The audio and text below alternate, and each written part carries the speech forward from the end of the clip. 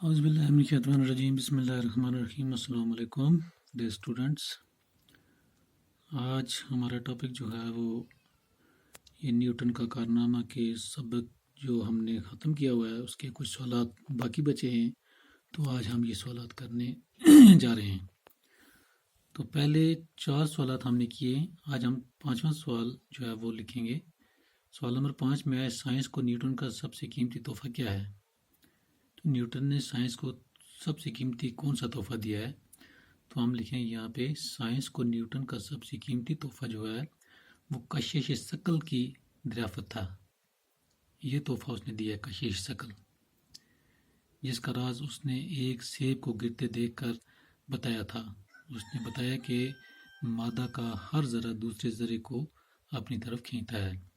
تو بچوں، یہ کشش ثقل کا مطلب یہاں پہ ہم دیکھتے ہیں کہ جب ہم کوئی چیز اوپر پھینکتے ہیں تو وہ زمین کی طرف کیوں آتی ہے۔ تو نیوٹن نے بھی دیکھا کہ ایک بار سیب جو ہے وہ گرا درخت سے، وہ تو نیچے زمین کی طرف آیا، تو اس نے ذہن میں سوچا کہ بھائی یہ اوپر کیوں نہیں گیا، یہ نیچے کیوں آیا۔ تو اس کے بعد اس نے اس پہ ایک ایکسپیریمنٹ کیا ہے، ایک تجربہ کیا ہے۔ تو اس تجربے سے یہ چیز کلیئر ہوئی کہ واقعہ یہ چیزیں جو ہیں جب ہم کوئی چیز اوپر پھینکتے ہیں تو وہ واپس نیچے آتی ہے، یا درختوں سے پھل جو ہوتے ہیں وہ نیچے کی طرف آتے ہیں، وہ صرف زمین کی کشش کی وجہ سے آتے ہیں۔ تو اس کے بعد ایک اور سوال ہے یہاں پہ، کوشچن نمبر 6، ریاضی کی مشقوں سے نیوٹن کا بنیادی مقصد کیا تھا؟ تو اس کا جواب ہم لکھیں گے ریاضی کی مشقوں سے نیوٹن کا بنیادی مقصد صرف جی بہلانا تھا۔ وہ یہ سب کچھ اپنی تسلی کے لیے کرتا تھا۔ تو یہ ریاضی کی کچھ جو مشقیں تھیں، یہ نیوٹن کا یہ بنیادی مقصد صرف یہ مقصد تھا کہ وہ یہ چیزیں کر کے ان پہ ایکسپیریمنٹ کر کے وہ صرف اپنے دل کو تسلی دیتا تھا۔ وہ نہیں چاہتا تھا مطلب اپنے آپ کو دنیا میں شہرت پانے کے لیے یا ایسا کچھ کرنے کے لیے وہ نہیں کر رہا تھا، وہ صرف اپنے آپ کو اپنی تسلی کے لیے، اپنے دل بہلانے کے لیے تو یہ چیزیں کرتا تھا۔ آخری عمر میں نیوٹن کہاں واپس چلا گیا؟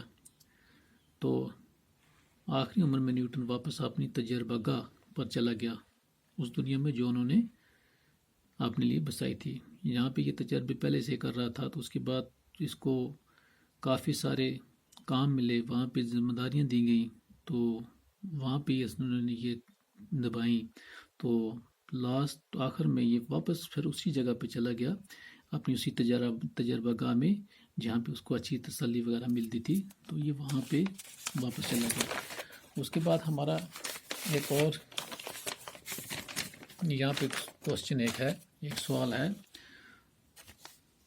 لفظوں کو جملوں میں استعمال کریں۔ تو بچوں دیکھیں کہ جملے ہم کس طرح سے بناتے ہیں۔ دیکھیے کچھ ہمارے پاس الفاظ ہیں وہ لکھے ہوئے ہیں کتاب پہ۔ سب سے پہلے ہے کشش ثقل، اس کے بعد ہے بلوغت، لاغر، بطن، مساوی۔ تو یہ ہمارے الفاظ ہیں، ان الفاظ کو ہم جملوں میں کس طرح استعمال کریں گے۔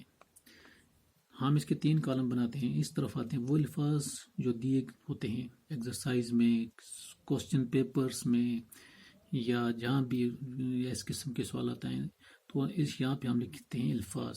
اس کے بعد یہاں پہ اس کے لکھتے ہیں معنی، کہ اس الفاظ کا معنی کیا ہے۔ اس کے بعد ہم اس پہ بناتے ہیں جملے۔ تو جملے میں یہ لفظ جو ہے، الفاظ کا استعمال یہاں پہ ہونا ضروری ہے۔ جیسے یہاں پہ کشش ثقل لکھا گیا ہے، تو یہ کشش ثقل یہاں پہ اس کا آنا بہت ضروری ہے۔ اسی پہ جیسے ہم یہاں پہ اگر لکھیں گے کاپی، تو اس جملہ بنائیں گے تو کاپی یہاں پہ ہونا بہت ضروری ہے۔ جیسے ہم لکھیں گے کاپی، یہاں پہ ہم جملہ بنائیں گے، کاپی کا مطلب کیا ہوتا ہے، میننگ میں ہم لکھیں گے کاپی جس پر لکھا جاتا ہے۔ تو یہاں اس کا جب ہم لکھیں گے جملہ بنائیں گے تو یہاں لکھیں گے یہ میری کاپی ہے، یا کاپی لکھنے کے لیے استعمال کی جاتی ہے، یا یہاں پہ بہت ساری کاپیاں موجود ہیں۔ تو اسی پہ تو کشش ثقل جس کا مطلب ہے وہ کشش جس سے چیزیں زمین کے مرکز کی طرف مائل ہوتی ہیں، یعنی کہ ایسی چیز اگر ہم کوئی اوپر کی چیز جو ہوتی ہے، اوپر کوئی چیز پھینکتے ہیں یا اوپر سے کوئی چیز گرتی ہے، وہ زمین کی کشش کی وجہ سے زمین پہ آتی ہے۔ تو یہاں پہ ہم جملہ بنائیں گے کشش ثقل کی دریافت نیوٹن کا اہم کارنامہ تھا۔ تو یہ کشش ثقل جو ہے نیوٹن کا سب سے کامیاب تجربہ جو تھا، تجربہ جو تھا سائنس کو یہی تھا۔ بلوغت ہوگی کوئی چیز جوان ہونا، جوانی میں آنا۔ تو بلوغت پہ جب ہم جملہ بنائیں گے، یہی نہیں کہ ہم نے جو جملہ بنا دیا یہی کافی ہے، ہم کوئی بھی جملہ بنا سکتے ہیں، لیکن اس میں شرط یہ ہے کہ یہ الفاظ جو ہیں وہ یہاں جملے میں آنے چاہیے۔ بلوغت، بہت سارے علوم نیوٹن کی محنت کی وجہ سے بلوغت کو پہنچے۔ تو اس کے بعد ہے ہمارا ایک اور لاغر کا مطلب ہوتا ہے پتلا، کمزور۔ تو پھر ہم اس پہ جملہ بنائیں گے، زیادہ دن تک بیمار رہنے کی وجہ سے انسان لاغر ہو جاتا ہے۔ جب بہت زیادہ انسان بیمار ہوتا ہے کچھ دن تک تو اس کے بعد انسان کمزور ہو ہی جاتا ہے، تو ہم نے اس پہ جملہ بنا دیا۔ اور بھی بنا سکتے ہیں، وہ بہت لاغر ہے، یہ بھی جملہ بن گیا۔ تو اس کے بعد اب بطن کیا ہوتا ہے؟ بطن بولتے ہیں، بطن کے بعد یہ ہے مساوی۔ تو مساوی کا مطلب ہوتا ہے برابر۔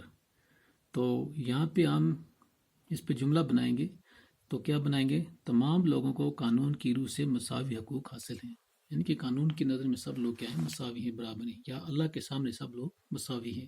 کوئی بھی جملہ ہم اس پہ کیا کر سکتے ہیں؟ بنا سکتے ہیں۔ تو یہاں پہ ہمارا ایک جملہ جو ہے وہ رہ جاتا ہے بطن کیا ہوتا ہے؟ پیٹ۔ تو جب ہم اس پہ جملہ بنائیں گے، بطن پہ جملہ،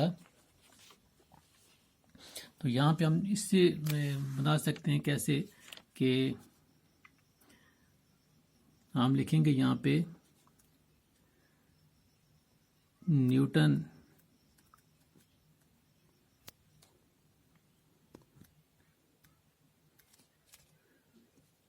ابھی ماں کے بطن میں ہی